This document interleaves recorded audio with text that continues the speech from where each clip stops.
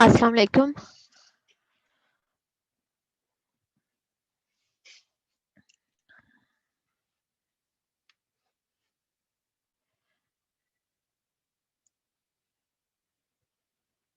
आपके paper check हो गए हैं। रिजल्ट आपको मिल जाएगा आज की लाइव क्लास में। और उसमें बहुत से इश्यूज थे, वो होप सो अब मैं अगर इस यहाँ पे स्टार्ट करूँगी तो ये बहुत लेंथी हो जाएगा। इसमें हम कंटेंट कवर करते हैं जब हमारा लाइव डिस्कशन वाला सेशन होगा, उसमें मैं इश्यूज डिस्कस करूँगी जो आपकी रिपोर्ट में थे। और आपने कैसे कब जब आपने कोई भी राइटिंग का टास्क आप मिलेगा, आपको असाइनमेंट होती है या आपको रिसर्च का कोई टास्क होगा, किसी भी जगह पे आपने लिखना हो तो उसको कैसे लिखते हैं, आपने रेफरेंसेस कैसे देने होते हैं, ये सारी चीजें हम डिस्कस करेंगे जब हमारा डिस्कशन का सेशन होगा। और रिजल्ट को भी वहीं उसके साथ डिस्कस कर लेंगे। अभी हम अपना लेक्चर स्टार्ट करते हैं।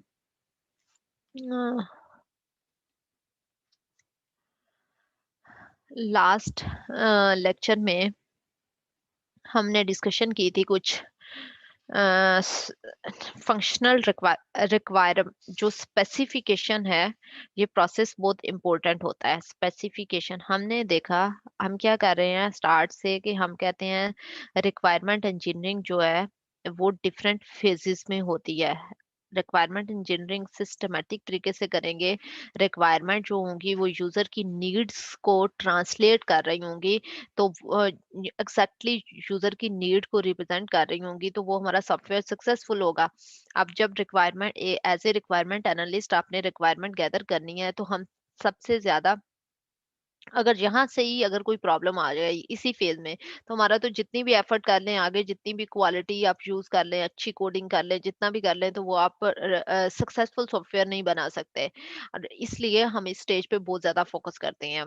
हम कहते हैं कि रिक्वायरमेंट इंजीनियरिंग, इसको इंजीनियरिंग क्यों कहते हैं, हम सिस्टमैटिक वे में रिक्वायरमेंट गैदर करते हैं। अब वो सिस्टमैटिक वे क्या है, हम कहते हैं डिफरेंट जगहों पे इनके लिए डिफरेंट टर्म्स यूज होती होंगी, लेकिन होता यही काम है। जो कॉन्सेप्ट है वो यही होता है कि आप फिजिबिलिटी स्टडी करते हो। आप हमने जैसे इसमें पढ़ा कि सबसे पहले हम इंसेप्शन करते हैं। इंसेप्शन की स्टेज पे हम थ्री सेट ऑफ क्वेश्चंस होते हैं हमारे पास, जिसमें हम स्टेक होल्डर्स फाइंड आउट करने की कोशिश करते हैं, कौन कौन हमारे यूजर्स हैं, कौन पे करेगा, किससे आपने क्वेश्चनिंग करनी है, किससे रिक्वायरमेंट गैदर करनी है। हम एनवायरनमेंट को समझते हैं, जिस एनवायरनमेंट में वो रन होना है सॉफ्टवेयर, डोमेन का नॉलेज हासिल करने की कोशिश करते हैं, ये इस जगह पे इंसेप्शन की स्टेज पे। देन हमारे पास एलिसिटेशन आती है। एलिसिटेशन की स्टेज पे हमने कहा कि हम डिफरेंट टेक्निक्स यूज करते हैं। 100+ डिफरेंट टेक्निक्स अवेलेबल हैं। हमने डिफरेंट सबसे पहले हमने कोलैबोरेटिव सॉफ्ट रिक्वायरमेंट गैदरिंग, और उसके बाद हमने क्वालिटी फंक्शनल डिप्लॉयमेंट पढ़ी। देन हमने कुछ techniques, software system methods, ethnography, जिसमें सोशल एनालिसिस में आता है कि आप उसके लोगों का में रह के वहाँ की तरह का बिहेव करते हो और देन उनसे रिक्वायरमेंट गैदर करते हो। और डिफरेंट डॉक्यूमेंटेशन से आप रिक्वायरमेंट गैदर करते हो, उस तरह के दूसरे सिस्टम्स को देख के उनसे रिक्वायरमेंट गैदर करने की कोशिश करते हो। डिफरेंट टेक्निक्स थी। इसके अलावा रिसर्च के अंदर इन टेक्निक्स पे क्या काम हो रहा है, हमने कुछ रिसर्च पेपर पढ़े रिसेंट, जिनमें हमने देखा कि ये टेक्निक्स हम मॉडिफाई कर लेते हैं ज़रूरत के अकॉर्डिंग। जैसे requirement gathering, collaborative requirement gathering है, इसको मॉडिफाई किया जा सकता है कि आप विकिस बेस्ड रिक्वायरमेंट इलिस्ट्रेशन कर दिया, आपने कोई ऐप बना दी, मोबाइल ऐप रिक्वायरमेंट गैदरिंग के लिए, या इस तरह से डिफरेंट चीजें। अब रिक्वायरमेंट इलिस्ट्रेशन की हमने डिफरेंट टेक्निक्स पढ़ी। उसके बाद हमारे पास नेक्स्ट स्टेज आती है एलेबोरेशन। एलेबोरेशन में हमने कहा एलिस्ट्रेशन के अंदर जो रिक्वायरमेंट हमने गैदर की है, हम उनको एलेबोरेट करते हैं, अंडरस्टैंड करते हैं। अंडरस्टैंड करने के इंक्रीज करने के लिए हम डिफरेंट तरह की डायाग्राम्स बनाते हैं रिक्वायरमेंट को समझने के लिए। एंड देन उसके बाद हम निगोशिएट करते हैं। निगोशिएशन की स्टेज पे हमने जब अंडरस्टैंडिंग की डिफरेंट डायग्राम्स बना के, और हमारी हमने अपने अंडरस्टैंडिंग इंक्रीज करने के लिए, समझने के लिए बनाई है कि वो सिस्टम बनवाना क्या चाह रहा है, उसमें क्या क्या होगा, कैसे बनेगा। ये चीज़ें देखने के बाद हमें पता चला कि कुछ रिक्वायरमेंट्स जो हैं वो अननेसेसरी हैं, कुछ रिक्वायरमेंट जो है उनमें कॉन्फ्लिक्ट हैं, एट अ टाइम इम्प्लीमेंट नहीं हो सकती, या कुछ रिक्वायरमेंट्स ऐसी हैं फिजिबल नहीं है जो कि सिस्टम करंट टेक्नोलॉजी के अंदर, करंट रिसोर्सेज हमारे पास जितने हैं, जितना हमारा इकोनॉमिक, जितना हमारा बजट है उसके अंदर नहीं इम्प्लीमेंट हो सकते। तो ये सारी चीज़ें हमने एनालाइज की। ये सब देखने के बाद हम दोबारा क्लाइंट के पास गए, क्लाइंट से मीटिंग की, निगोशिएशन के लिए मीटिंग की, जिसमें हम रिकंसाइल करते हैं। रिकंसाइल करने में हम क्लाइंट्स को बताते हैं कि ये इश्यूज हैं, अननेसेसरी रिक्वायरमेंट्स, कन्फ्लिक्ट्स हैं, और ये चीज़ें हैं, हम उनको डिस्कस करते हैं और रिक्वायरमेंट को प्रायोरिटाइज कर लेते हैं। प्रायोरिटाइज करने के बाद आप रिकंसाइल में या तो वो जो प्रॉब्लमेटिक रिक्वायरमेंट थी उनको डिलीट कर देते हो, या फिर उन रिक्वायरमेंट्स को आप मॉडिफाई कर लेते हो, या फिर आप दोबारा लिस्टेशन करते हो उसके लिए, या फिर आप कॉन्फ्लिक्ट में से कोई एक रिक्वायरमेंट डिलीट कर देते हो, या दोनों डिलीट कर देते हो कि इसमें इशू आ रहा है तो आप इसको हैंडल ना करो या किसी और वे में हैंडल कर लो। इसको कहते हैं, हम रिकंसाइल करते हैं। रिकंसाइल करने के बाद जब सब एक कॉमन प्लेटफॉर्म पे आ जाते हैं निगोशिएशन के बाद, तो हम उसके बाद रिक्वायरमेंट्स को क्या करते हैं, हमारे पास अगली स्टेज आती है स्पेसिफिकेशन की। स्पेसिफिकेशन का मतलब क्या है? वालेकुम सलाम। स्पेसिफिकेशन का मतलब ये है कि हम रिक्वायरमेंट्स को लिख रहे हैं। रिक्वायरमेंट्स को लिखने का क्या मतलब है, कि जो अभी तक हमने काम किया, हमने इंसेप्शन की, एलिस्टेशन की, नेगोशिएशन की, देन हम हमारे पास एक सेट ऑफ रिक्वायरमेंट्स आ गई जिसपे सब एग्री हो गए हैं। अब हम उन रिक्वायरमेंट्स को लिख लेते हैं। अब लिखना जो है, उसको कहते हैं स्पेसिफिकेशन। राइट डाउन करना। स्पेसिफिकेशन वाले प्रोसेस का क्या मतलब है, स्पेसिफाइंग रिक्वायरमेंट की, रिक्वायरमेंट को लिखना है। अब अच्छे वे में लिखना जो होता है रिक्वायरमेंट्स को, वो कैसे लिखा जाता है? अभी ये प्रोसेस बहुत इंपॉर्टेंट होता है जो स्पेसिफिकेशन का है। क्यों? क्योंकि इसकी आउटपुट जो आती है, इसकी आउटपुट जो होती है वो है, स्पेसिफिकेशन वाले प्रोसेस की आउटपुट हमारे पास आती है SRS, software requirement specification document हमारे पास आती है। और ये एक ऐसी डॉक्यूमेंट होती है जो कि इसके बाद आने वाले सब स्टेजेस ने यूटिलाइज करनी होती है। डिजाइन टीम इसको यूज करती है, इम्प्लीमेंटेशन वाली टीम इसको इम्प्लीमेंट करने के लिए यूज करती है, टेस्टिंग टीम जो होती है वो टेस्ट केसेस बनाने के लिए इसी डॉक्यूमेंट को यूज करती है, और जो आपके पास क्लाइंट होता है उसके साथ आप कॉन्ट्रैक्ट जो साइन करते हो, आप कहते हो कि ये रिक्वायरमेंट्स हैं और इनको हम इम्प्लीमेंट इतने टाइम और इतने बजट में करके देंगे। वहां पे ये रिक्वायरमेंट चूज हो रही होती है जब क्लाइंट वेरीफाई करता है कि क्या ये रिक्वायरमेंट, लास्ट पे जब डिप्लॉय करते हैं आप प्रोजेक्ट को, तो डिप्लॉयमेंट के टाइम पे भी ये डॉक्यूमेंट यूज हो रही होती है। इसलिए ये हमारी डॉक्यूमेंट बहुत ज्यादा इंपॉर्टेंट होती है। ये through out the life cycle use होनी होती है। और ये कहाँ पे बनती है? स्पेसिफिकेशन फेज पे, रिक्वायरमेंट इंजीनियरिंग की स्पेसिफिकेशन फेज पे। इसलिए ये फेज बहुत ज्यादा इंपॉर्टेंट है। अब रिक्वायरमेंट्स के अंदर हमने देखा कि हमारे पास फंक्शनल रिक्वायरमेंट्स है। लास्ट क्लास में हमने कहा कि फंक्शनल रिक्वायरमेंट्स को लिखने का, हमने देखा कि फंक्शनल रिक्वायरमेंट्स कौन सी होती हैं, जो सिस्टम की सर्विसेज होती हैं, जो सिस्टम आपको फंक्शनैलिटी दे रहा होता है। अब अच्छी एक रिक्वायरमेंट्स हमने सेकंड लास्ट लेक्चर में शायद देखा था कि वो होता है, एक अच्छी एसआरएस में रिक्वायरमेंट्स को कंसिस्टेंट होना चाहिए, कन्फ्लिक्ट नहीं होना चाहिए, और रिक्वायरमेंट्स को करेक्ट होना चाहिए, और एम्बिग्यूटी नहीं होनी चाहिए, मॉडिफाइबल रिक्वायरमेंट होनी चाहिए, टेस्टेबल होनी चाहिए, वेरीफाइबल होनी चाहिए, ट्रेसेबिलिटी होनी चाहिए, ये सारी चीजें। तो अच्छी रिक्वायरमेंट्स एसआरएस डॉक्यूमेंट को में रिक्वायरमेंट्स, ये सारे क्राइटेरिया को मीट करनी चाहिए। अब हमने लास्ट लेक्चर में देखा कि रिक्वायरमेंट को स्पेसिफाई, फंक्शनल रिक्वायरमेंट का क्या मतलब है कि हम रिक्वायरमेंट, फंक्शनल रिक्वायरमेंट लिख रहे हैं। अब अच्छे तरीके से कुछ रिक्वायरमेंट लिखी जाती हैं, कुछ हम कहेंगे रिक्वायरमेंट ठीक नहीं लिखी हुई। गुड और बैड रिक्वायरमेंट में क्या डिफरेंस होता है?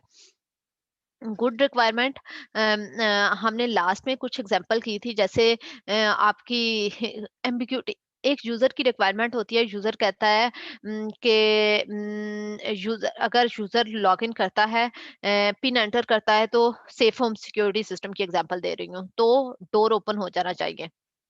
अब जब डोर ओपन होता है, उसने नहीं बताया कि कितने टाइम के लिए ओपन होना चाहिए, बाद में अगर वो खुला रह जाता है तो पीछे से कोई एंटर हो सकता है। आपने कुछ एम्बिग्यूटी, मतलब यहाँ पे ये कंप्लीट नहीं है रिक्वायरमेंट। अगर रिक्वायरमेंट कंप्लीट होती तो इसमें एम्बिग्यूटी का चांस ना होते, कंप्लीट होती तो उसमें सारे एस्पेक्ट से बात की होती कि इतने सेकंड के लिए ये वाला डोर इसकी पैड से पिन इंसर्ट करने से ओपन होना चाहिए। तो ये सारी चीजें उसको डिटेल फॉर्म में, यूजर की रिक्वायरमेंट जो होती हैं वो ऑब्स्ट्रैक्ट फॉर्म में होती हैं, हमने देखा। और जब सिस्टम की रिक्वायरमेंट वो बनती हैं, यूजर की नीड्स जो होती हैं वो सिस्टम रिक्वायरमेंट बनती हैं, तो वो डिटेल्ड आप उसको एक एक चीज को देखते हो अच्छे से कि इसमें क्या चीजें होनी चाहिए, और स्पेसिफाई कर लेते हो क्वांटिटेटिव वे में, ताकि उसमें कोई एम्बिग्युइटी के चांसेस ना रहे। हमने गुड और बैड रिक्वायरमेंट्स की डिफरेंट एग्जांपल देखी थी लास्ट लेक्चर में। देन हमने स्टार्ट किया स्पेसिफाई नॉन फंक्शनल रिक्वायरमेंट। हमने कहा कि नॉन फंक्शनल रिक्वायरमेंट्स जो होती हैं उनको फंक्शनल और नॉन फंक्शनल रिक्वायरमेंट्स दोनों के अंदर वो करना, डिफरेंशिएट करना, एक बॉर्डर लाइन क्रिएट करना थोड़ा डिफिकल्ट है। सम टाइम एक functional requirement non functional requirement की तरह पे डील कर रही होती है, नॉन फंक्शनल रिक्वायरमेंट को फंक्शनल भी बनाया जा सकता है। कैसे? अब यहाँ पे देखें, मैंने लास्ट में आपको एग्जांपल दी थी कि क्या होता है कि आप सिस्टम एक बना रहा है, सिस्टम को कहा है कि हमारा सिस्टम ऑथराइज्ड अनऑथराइज्ड एक्सेस नहीं होनी चाहिए सिस्टम के अंदर। हमारा सिस्टम का डाटा जो है वो अनऑथराइज्ड एक्सेस से प्रोटेक्टेड होना चाहिए। सिक्योरिटी की बात हो रही है, सिक्योरिटी एक नॉन फंक्शनल रिक्वायरमेंट है। अगर मैं इतनी सी स्टेटमेंट लिख देती हूँ तो यहाँ से देखने से लग रहा है ये नॉन फंक्शनल रिक्वायरमेंट है। अगर इसको ड्रिल डाउन किया जाता है, इसको डिटेल अप किया जाता है, अगर कहा जाता है कि सिस्टम में एक मैकेनिज्म होना चाहिए प्रॉपर यूजर नेम ऑथराइजेशन का, ऑथराइजेशन लॉगिन यूजर नेम और पासवर्ड के थ्रू होना चाहिए, और जिनके पास जो वैलिड यूजर नेम और पासवर्ड है वही सिस्टम के डाटा को एक्सेस कर सकते हैं, बाकी लोग नहीं एक्सेस कर सकते। तो ये एक फंक्शनल रिक्वायरमेंट बन जाती है कि लॉगिन और पासवर्ड होना चाहिए। तो इस तरह से कभी वो एब्स्ट्रैक्ट लेवल पे एक रिक्वायरमेंट फंक्शनल नॉन फंक्शनल लग सकती है, उसको डिटेल अप करके आप फंक्शनल में कन्वर्ट हो सकते हैं। तो हम एक क्लियर बॉर्डर वो नहीं क्रिएट नहीं कर सकते, डिफरेंट सिचुएशन में डिफरेंट तरह से ये काम कर रहा होता है। हमने देखी नॉन फंक्शनल रिक्वायरमेंट की कुछ टाइप्स, हम देन हमने क्लासिफिकेशन पे बात की। आज हम नॉन फंक्शनल रिक्वायरमेंट पे ही कंटिन्यू करेंगे हमारा लेक्चर। नॉन फंक्शनल रिक्वायरमेंट्स को कैसे स्पेसिफाई किया जाता है, नॉन फंक्शनल रिक्वायरमेंट्स की हमने क्लासिफिकेशन लास्ट लेक्चर में स्टार्ट किया था ये टॉपिक। नॉन फंक्शनल रिक्वायरमेंट को तीन मेन कैटेगरी क्लासिफाई किया गया है। प्रोसेस की रिक्वायरमेंट, प्रोडक्ट की रिक्वायरमेंट और एक्सटर्नल रिक्वायरमेंट। प्रोसेस रिक्वायरमेंट क्या है? आप जिस प्रोसेस को फॉलो करते हुए प्रोजेक्ट बना रहे हो, कुछ नॉन फंक्शनल रिक्वायरमेंट उसकी होंगी और कुछ प्रोडक्ट की अपनी रिक्वायरमेंट होंगी जो चीज आप बना रहे हो, और कुछ एक्सटर्नल फैक्टर्स होंगे, बाहर से रिक्वायरमेंट आती है नॉन फंक्शनल रिक्वायरमेंट। प्रोसेस, जैसे हम सबसे पहले प्रोसेस की बात करते हैं। अब अगर प्रोसेस की नॉन फंक्शनल रिक्वायरमेंट की बात करते हैं तो जो प्रोसेस आप फॉलो कर रहे हो, फॉर एग्जांपल आपने डिलीवरी डेडलाइन एक्सट्रीम प्रोग्रामिंग अगर आप फॉलो कर रहे हो तो आपको 15 दिन के अंदर एक आइट्रेशन जरूर देनी है, कुछ ना कुछ वर्किंग चीज 15 दिन के अंदर अंदर देनी है। अगर आप स्क्रम फॉलो कर रहे हो तो आपको 30 दिन के अंदर कोई ना कोई आइट्रेशन ऐड करनी है, कोई वर्किंग वर्जन देना है। उसके बाद इम्प्लीमेंटेशन की रिक्वायरमेंट हो सकती है कि आपने ये किस चीज में इम्प्लीमेंट करना है, जावा में करना है, सी शार्प में करना है। इसके अलावा आपकी कंपनी कोई स्टैंडर्ड्स फॉलो कर रही है। फॉर एग्जांपल हमारी सीएमएमआई सर्टिफाइड कंपनी है और हमारी कंपनी जो है सीएमएमआई लेवल 5 पे है, और लेवल 5 पे ये चीजें ये स्टैंडर्ड फॉलो किए जाते हैं और आपके प्रोसेस में भी ये स्टैंडर्ड फॉलो होने चाहिए। यहाँ से कुछ रिक्वायरमेंट आ जाएंगी जो प्रोसेस की रिक्वायरमेंट होगी, कुछ स्टैंडर्ड्स, कुछ इम्प्लीमेंटेशन की डिटेल, अगर आपको रिस्ट्रिक्शंस कुछ लगाई हुई है इम्प्लीमेंटेशन पे, या फिर आप कोई प्रोसेस फॉलो कर रहे हो जिसके अकॉर्डिंग आपको वो काम उसी तरह से इम्प्लीमेंट करना है। डिलीवरी अगर आपने 30 दिन के अंदर ही डिलीवर करना है कोई ना कोई वर्किंग वर्जन उसका। अब यहाँ पे ये प्रोसेस की रिक्वायरमेंट आ जाएंगी नॉन फंक्शनल रिक्वायरमेंट्स में। अगर प्रोडक्ट की बात करते हैं तो प्रोडक्ट में वो आती है कि पर्टिकुलर जो चीज आप बना रहे हो उसकी usability requirement, reliability requirement. Reliability क्या होता है कि क्रैश नहीं सिस्टम करे, अभी के लिए इतना समझ लें, आगे मैं इसे डिटेल अप करती हूँ। Safety requirement, efficiency requirement, efficiency में हमारे पास परफॉर्मेंस और कैपेसिटी 2 चीज़ें आती हैं। परफॉर्मेंस कि आपने कि सिस्टम ने फॉर एग्ज़ाम्पल मैं कहती हूँ 5 सेकंड के अंदर रिपोर्ट जनरेट होनी चाहिए। कैपेसिटी रिक्वायरमेंट के आप कितनी वो ले रहा है फॉर अगर सम टाइम हमारे पास कन्फ्लिक्ट भी आ जाते हैं रिक्वायरमेंट। जैसे मैं आपसे बात करती हूँ कि एक सिस्टम है उसमें उन्होंने कहा है कि हमारा डाटा बहुत ज्यादा सेफ होना चाहिए। सेफ्टी उन्होंने इस बात में बात की है कि एनक्रिप्शन सेफ्टी की बात है ना, सिक्योरिटी होनी चाहिए। एनक्रिप्शन के कुछ एल्गोरिदम उन्होंने लगाए हुए हैं और डाटा बहुत एनक्रिप्टेड फॉर्म में जाना चाहिए। और एन्क्रिप्शन डिक्रिप्शन इसका बहुत लंबा लेंथी सा कोड लिखा हुआ है। अब जब वो फिर परफॉर्मेंस की भी बात करते हैं, 2 सेकंड के अंदर रिपोर्ट जनरेट होनी चाहिए। तो इस केस में क्या होगा, जब आपकी एन्क्रिप्शन आपकी परफॉर्मेंस की बात जब होती है, अब आपने एन्क्रिप्शन डिक्रिप्शन के लिए बहुत लेंथी सा कोड लिखा हुआ है और उसके बाद उसने जब एग्जीक्यूट होना है तो हर दफा वो एग्जीक्यूट हो रहा है। जब रिपोर्ट जनरेट होती है तो इतना लेंथी कोड एग्जीक्यूट होगा तो इतनी जल्दी तो रिपोर्ट जनरेट नहीं होती, तो हमारी परफॉर्मेंस कंप्रोमाइज होगी। तो कुछ ऐसी जगह होती हैं जिसमें हमारे पास कन्फ्लिक्ट आ जाते हैं कि हमें दो चीजें एट ए टाइम नहीं कर सकते। अब हम एन्क्रिप्शन डिक्रिप्शन, अगर आपने सेफ्टी आपके लिए बहुत इंपॉर्टेंट है, आपने एन्क्रिप्शन डिक्रिप्शन के लिए एक लेंथी एल्गोरिदम्स लिखे हुए हैं, तो वो कंपाइल होते हुए वो एग्जीक्यूट होते टाइम लेंगे, जिसकी वजह से हमारी परफॉर्मेंस जो है वो कंप्रोमाइज होगी। यहाँ पे आपने देखना है कि आप किन दो चीजों के दरमियान अ, इन दो चीजों के अंदर आपकी जो गोल है उसके लिए ज्यादा इंपॉर्टेंट क्या चीज है। सेफ्टी ज्यादा इंपॉर्टेंट है या परफॉर्मेंस ज्यादा इंपॉर्टेंट है, किसकी वजह से आपके अनसक्सेसफुल होने के चांसेस ज्यादा हो सकते हैं। तो आप वो सिलेक्ट कर लेते हो कि हमारे लिए कौन सी चीज, हमारे लिए सेफ्टी ज्यादा इंपॉर्टेंट है या परफॉर्मेंस ज्यादा इंपॉर्टेंट है, हम सेफ्टी को कॉम्प्रोमाइज कर सकते हैं। ये हो गया। उसके बाद हमारे पास तीसरा कौन सी थी सब कैटेगरी, हमारे पास नॉन फंक्शनल रिक्वायरमेंट की एक्सटर्नल रिक्वायरमेंट। एक्सटर्नल रिक्वायरमेंट क्या होती है? लेजिस्लेशन यहाँ पे जैसे आपके पास लीगल कुछ कंस्ट्रेंट्स होते हैं, कुछ आपने ये चीजें इम्प्लीमेंट करनी है। गवर्नमेंट एक्सटर्नल फैक्टर्स, गवर्नमेंट की तरफ से आपको कुछ लॉज वो इम्प्लीमेंट आपको करने ही है, या कुछ इकोनॉमिक कॉन्स्ट्रेंट्स है जो आपको इम्प्लीमेंट करने हैं। इंटरऑपरेटेबिलिटी, आपके सिस्टम दूसरे किन किन सिस्टम के साथ मिलके काम करना है, तो आपने ये देखना है। अब ये जो एक्सटर्नल रिक्वायरमेंट है, एक्सटर्नल नॉन फंक्शनल रिक्वायरमेंट्स, ये कभी भी शेल या शुड की फॉर्म में नहीं होती। ये हम मस्ट कहते हैं, मस्ट की फॉर्म में लिखी जाती हैं। आप इनको एक्सटर्नल रिक्वायरमेंट्स को हम मस्ट की फॉर्म में लिखते हैं। Must be present in the system, जो भी चीज होगी उसको मस्ट बी की फॉर्म में आपने लिखना है। मतलब ये हर सूरत में इंप्लीमेंट होनी चाहिए। एक्सटर्नल रिक्वायरमेंट हम कहते हैं कि फॉर एग्जांपल एक फंक्शनैलिटी अगर सिस्टम में नहीं भी चलेगी तो अगर एक फंक्शनैलिटी सिस्टम में है, फंक्शनल रिक्वायरमेंट है, वो नहीं फंक्शनल इंप्लीमेंट नहीं हुआ, तो हम कहेंगे फंक्शनल रिक्वायर वो नहीं चल ही नहीं रहा सिस्टम। अब यहाँ पे अगर एक्सटर्नल नॉन फंक्शनल रिक्वायरमेंट्स भी आपकी इंप्लीमेंट नहीं हुई तो उस केस में भी आपका क्या होगा? External non functional requirement implement नहीं हुई तो आपका सिस्टम जो है वो अनसक्सेसफुल है, वो काम नहीं करेगा, वो फेल्ड है सिस्टम। आप अगर इसको इग्नोर कर देते हैं तो यहाँ पे ये वाला जो है, इस इन रिक्वायरमेंट्स को हम मस्ट की फॉर्म में लिखते हैं। हर सूरत में ये रिक्वायरमेंट इंप्लीमेंट होनी चाहिए। फॉर एग्जांपल आपका सिस्टम जो है उसने लेगेसी सिस्टम के साथ कम्युनिकेट करना है। हमने एक सिस्टम है यहाँ पे, हमने फॉर एग्जांपल अटेंडेंस जो है वो अपडेट की है।